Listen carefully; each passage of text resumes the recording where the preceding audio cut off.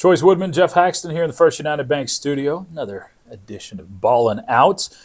Texas Tech, since we last spoke with you, Texas Tech went to Butler, went to Hinkle Fieldhouse, lost a explosive, high-octane type of game in overtime.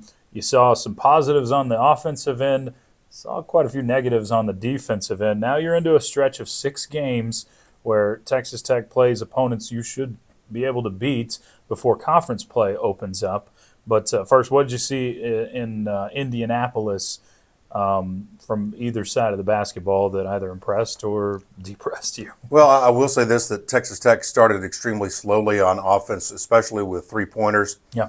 I talked to Coach Grant McCaslin about that, and he said, don't worry. Pretty much what he said. Yeah. He said, I really think this team is going to be able to handle itself when it comes to shooting threes. Well, if Chance McMillan gets 8, then you're probably on your way to shooting and making more threes.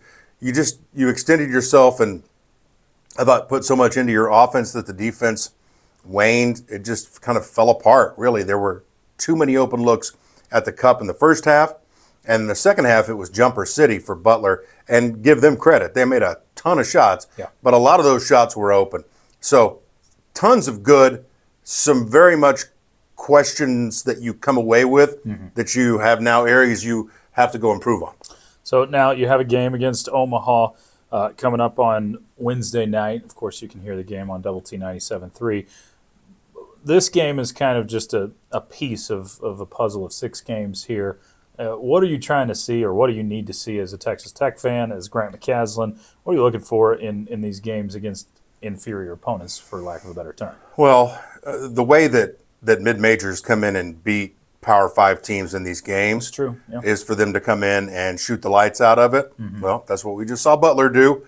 So you need to run them off the three-point line.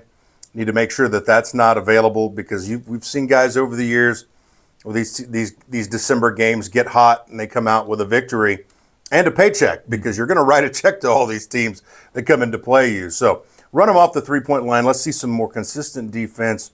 No hand down, man down, and rebound the basketball. And there's, in the era of the transfer portal, we are seeing that more often, where these teams come in and get a paycheck and a win. We saw it earlier this year with Vanderbilt, a future opponent for Texas Tech. They lost to Presbyterian.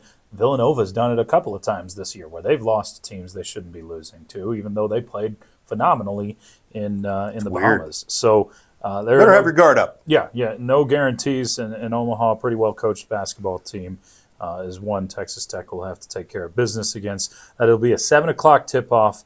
You'll have Haxton Level on the call, or Haxton Lemmert on the call, coming up on Wednesday night on Double T 97.3. That is Ballin' Out. For Geoff Haxton, I'm Chois Woodman here with the Double T Sports Network.